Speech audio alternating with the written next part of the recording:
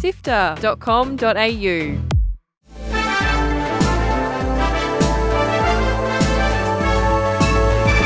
Hi, I'm Fiona Bartholomeus. And I'm Courtney Barrett.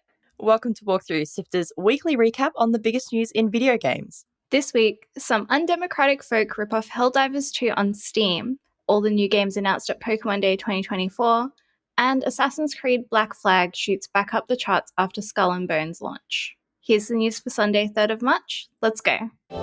Join the Sifter community on Discord at sifter.com.au/Discord. Watch out for imposters Helldivers. Some people who obviously don't believe in freedom, liberty, and the Super Earth Way have been impersonating the game on Steam. As spotted by Wario64 on Twitter, at least 2 games have changed their name and all of their assets on Steam pages to replicate exactly Helldivers 2, and then made it look like the game was on sale 50% off or 75% off to snare unsuspecting players. Community manager Thomas Twinbeard Peterson and said Valve quickly removed the games when notified after numerous reports from players. Pokémon Day returned for this year, and it was a bit smaller than in past years, maybe because of the pending release of Switch 2 details. The biggest announcement of the day was definitely the reveal of a new Pokémon Legends game called Pokémon Legends ZA. The trailer itself was incredibly vague, but we know it'll be set in Lumiose City from the Kalos region of X and Y, so we might be getting a bit more of an open city than an open world. No release date as of yet, but it'll be out in 2025. Pokemon Scarlet and Violet are getting new Terra Raid Battle events with the chance to get a Mighty Venusaur, Blastoise, or Charizard. The Mighty Venusaur event has already started, so jump on now while you can. Pokemon cards are massively popular and an official app is coming to phones later this year, Pokemon Trading Card Game Pocket. Every day you'll be able to open 2 packs for free, which means them almost certainly are microtransactions. The cards will have special visual effects and you can engage in quick battles with streamlined rules of the Pokemon trading card game. Pikachu will get a captain's hat in Pokemon Go to time with the launch of the new anime series. Miraidon, Phalanx, and Ceruledge will join the MOBA Pokemon Unite, and Pokemon Masters X gets a new event which adds Geeta and Glamora to the game. You can check out everything announced at Pokemon Day in the link in our show notes. The long-awaited launch of pirate game Skull and Bones has basically reminded everyone how good Assassin's Creed 4 Black Flag was, with player counts spiking on Steam. Since the release of the 2013 Assassin's Creed game, players' numbers have averaged around 1,000.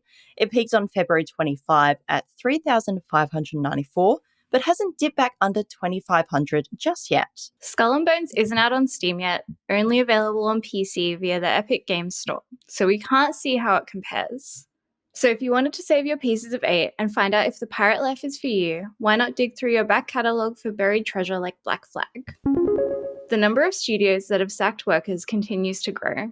We're about 60 days into 2024, and according to reporting from Zach Zweisen at Kotaku, more than 8,300 developers have lost their jobs. This week, it was Wildfire Studios, EA, who have also cancelled Respawn's Star Wars FPS, Life is Strange developer Deck 9, and Until Dawn and The Quarry developer Supermassive Games. PlayStation will lose around 900 staff across reductions at Guerrilla Games, Naughty Dog, Insomniac, Firesprite, and Shutter London Studio, makers of games like SingStar. Indie studio Die Gute Fabrik halted production on the 19th of February, making 10 staff immediately redundant and will give the rest about a month's more work as it tries to find more funding. There are some glimmers of hope in all this never-ending bad news, with a couple of studios looking to become independent again after being acquired. Toys for Bob announced they were leaving Activision Blizzard and were going independent. The Crash Bandicoot and Spyro studios said they were already working on a partnership with their former owners at Microsoft too. Borderlands developer Gearbox might escape from Embracer Group, which has been on a sacking spree after a big deal fell over. Ethan Gatch from Kotaku is reporting that a decision has been made about being sold to another studio. And finally, Remedy Games has been able to buy back control from 505 Games and all future sequels and spin-offs for 70 million euros, about 28 million Australian dollars, which Remedy is saying they'll have better control over the future of the series. That's it for the big headlines. Here are the games coming out this week. The Thaumaturge is a turn-based RPG set at the turn of the 20th century in Warsaw, packed with spooky demons made by the Frostpunk veterans at 11-Bit Studios. Experience the rich story on PC from the 4th of March. After spending a couple years as an Xbox and PC exclusive, the narrative-driven adventure As Dusk Falls is coming to PlayStation. It's been generally well reviewed since initial release, so if you're a fan of the Telltale games or Until Dawn, this could be worth picking up when it comes to PlayStation on the 7th. March into battle with the brand new tactical RPG Unicorn Overload. Lead exiled Prince Elaine against the Zenoiran Empire in large-scale, real-time battles across the war-torn continent of Fevrith in this modern nod to classic 90s tactical games, with plenty of Fire Emblem in there too. That's out on PlayStation, Xbox, and Switch on the 8th.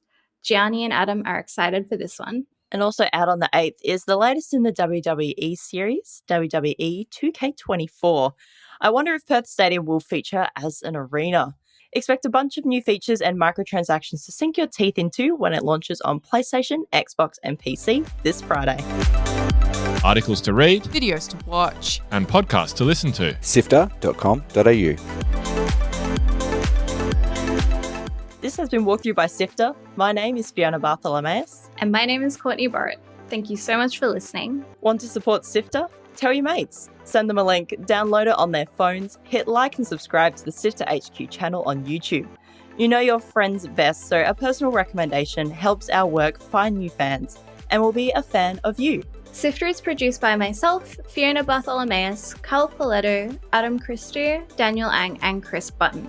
The episode is edited by both senior producer Mitch Lowe and executive producer Gianni Di Giovanni, who's also Walkthrough's script editor. Thanks to Brian Fairbanks from Salty Dog Sounds for composing the Walkthrough theme tune, and Audio Technica Australia for their support of Sifter's podcasts. We'll be back with more news next Sunday. See you then.